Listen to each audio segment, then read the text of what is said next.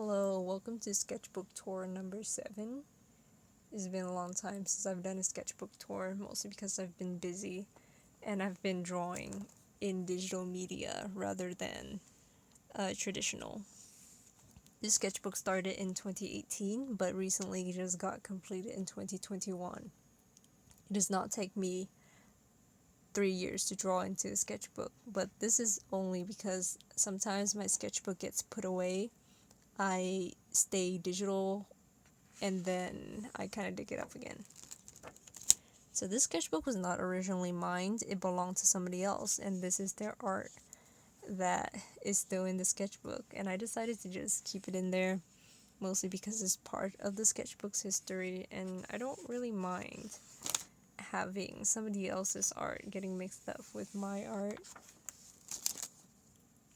So on the first page, I like to try out the paper's ability to handle watercolor, and you can see by the crinkling that it cannot handle watercolor very well.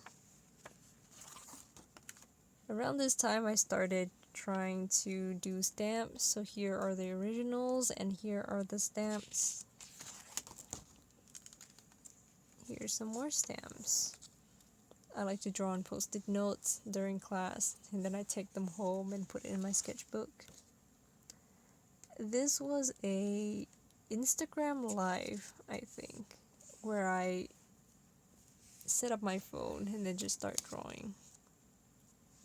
I like to shade things in, but unfortunately they get smeared onto this page, onto like when you close the sketchbook it gets smeared together, and I feel like the integrity of this page is just going to decline as time progressed, and I feel like I should spray a fixative over it, but I like the ability to just go back anytime and fix my work if I ever decided like maybe I don't like this thing anymore and I want to fix it.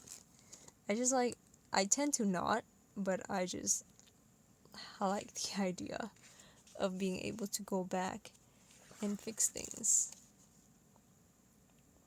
I like drawing faces a lot. It's one of the things that I just enjoy drawing. Eyes and hair are really fun for me to draw. So you always see characters with hair everywhere.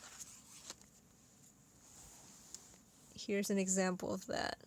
Characters with hair all over the place. Sometimes I would dedicate a page to testing out the media on paper. This normally goes on the first page, but for some reason I started on this page, and then I realized that I had all the previous pages. I don't know why. Sometimes I feel like I space out. Here are some more faces. Most of the time when I draw faces, I think they look good in the moment, and then I look back at it again and I realize that it's kind of whack sometimes.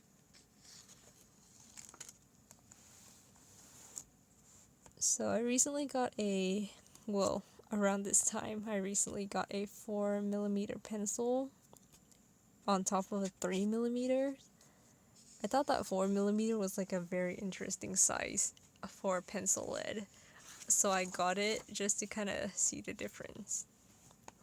And I would say that it's a pretty good, I mean, obviously it's between 3 and 5, but yeah, it's a good size between 3 and 5.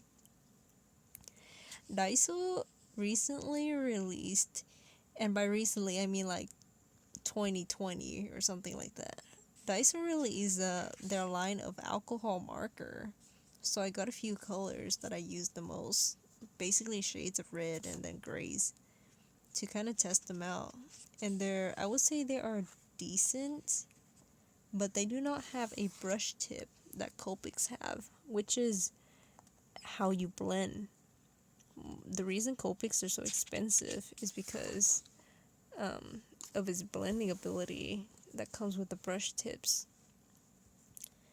This page was originally blank. I managed to skip this page, and then when I finished the sketchbook and I flipped through it, I went back to fill in this page, so that's why it's like March 13, 2021, and then it would start jumping back to 2020.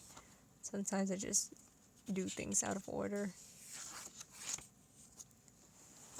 I draw on loose leaf stuff too. This is like scratch paper that I draw on, and then I just bring them home with me and put it in my sketchbook.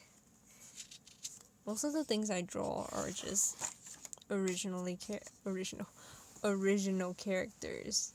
So these characters are like characters I designed for stories, just for personal use. This is one of my favorite character to draw at the moment. Her name is Gail. She's just fun to draw because of her big hair. Over here I'm testing out blue lead versus red lead and see which one is better to draw with in terms of like underline. I found that blue lead is good if you don't want to like acknowledge the sketch lines. But I like to draw with red lead because it becomes part of the sketch. I would start using red lead and then I would use it to like shade eyes and blushes. This is a room design for one of my characters. I don't draw backgrounds in terms of like real composition, but I do draw backgrounds as prototypes or what do they call it? Floor plans. So this is a, I wouldn't say special, but it's like a very interesting kind of pencil. It's called the Woody 3-in-1. It acts like a crayon, but then you put water on it and it becomes water soluble. And there's some fun stuff you can do with it. These are thumbnails for paintings I told myself I would paint, but that did not pan out. Here I recently got gouache, so I am trying out gouache. This is a result of like gouache that is stuck on the lid, so I try to use it up. And here's some more gouache practice. I still don't know how to handle gouache, but here's some more gouache practice. I'm very used to watercolor. It's transparent. Gouache is not transparent, and I feel like I need to utilize that opaqueness, the opacity of gouache more. But I'm a very, I guess, shy painter. I like to layer things very thinly. So to this day, I'm still kind of struggling with figuring out how to work gouache.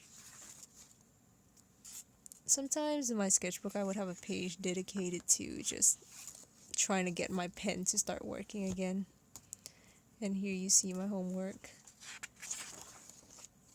And here's some more scribbles. Right here I'm testing out pens. My sketchbook is just a book for testing things out. I'm always testing things out. Here I do face practices. And by practices, it's just like you draw a random face shape and then just try to fill that face shape with something. Like none of these had reference. So that's why they look very wonky. But maybe sometimes you don't need to make things look you don't have to make things look realistic in order for them to be believable. This is an exhibit design, so basically more homework. I tell myself to draw characters with facial hair more often, but I don't know. I just don't know how to draw facial hair and make him look good. This is all done in pen. I don't think I just draw straight on with pen with no sketches underneath. So some things might be a little bit funky, and that's why. webpage design. So this, I drew the sketch, and then I finished the sketchbook, and then I found my gold pen, and then I went back to fill up all the little details. And then my pen just died. There's still ink in it, but it just stopped working. This is from another sketchbook that ended up getting converted into a note-taking book. So I tore out the pages that had art in it and put them in here.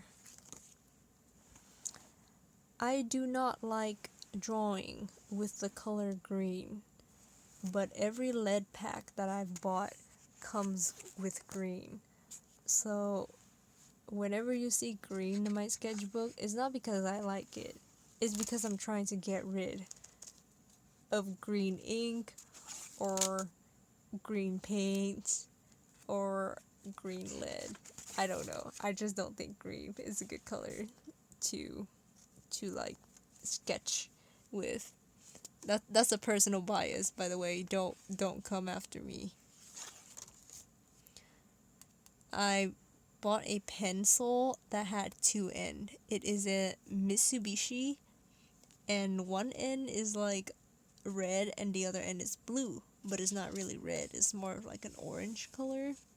And then the blue is like a Prussian blue, and I think that it gives really interesting effects. The only downside I would say to this is having to sharpen things constantly. I'm a lazy person, so I hate having to constantly sharpen stuff. But it's a very good pencil. I think I would definitely recommend it, cuz I used to draw in orange, and then I would outline it in a blue ballpoint pen. Right here is just, test between two things. The top one is, this is like gouache, and this is watercolor, but it's cheap watercolor. So it has pigment in it that makes it opaque. And opaque watercolor is just gouache. So I was trying to see the difference. If it makes any difference between expensive, well, not expensive, but more expensive stuff versus just watercolor. This is from a dream I had about a family of lions that live in like a circus themed hotel floor. Then I got Muji pens. I am a big fan of Muji pens. The downside is that they're not waterproof, so they start to smear all over the place. G2 pens is one of the pens that a lot of people like, but I cannot get myself to like it because it smears and it cannot keep up with how fast I draw. So I just don't use it. This is my first time getting Posca marker, and since they are so expensive, I only ever use them for accents.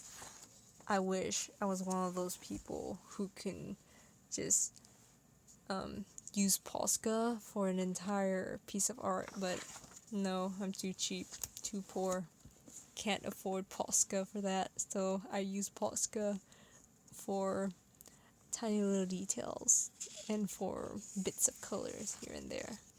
Maybe when I'm rich, I'll be able to use Posca more liberally. So these are just like, I just draw them straight on without like an undersketch. And yeah. Side profiles is one of my easiest go-to. I feel like I'm proficient at side profiles enough to draw people with side profiles all the time. Here's my OC Hira. My current favorite OC to draw, mostly because he got really big eyebrows, and I love drawing characters with really big eyebrows. This is also from another dream. I have like a dedicated sketchbook where I draw out my dreams, but sometimes I get lazy about pulling them out. More homework stuff, which is website designs, and storyboards. So this is around the time where I dug up my sketchbook again, and I realized that the lead that I've been using were way too hard, and it hurts my hand. And then I found 2B lead, so I started drawing again, and I realized it's too soft, and it starts to smear. It just smears all over the place. So I think I need to get B. But the thing is, I don't have B, so I'm gonna have to get it. I'm gonna have to buy it.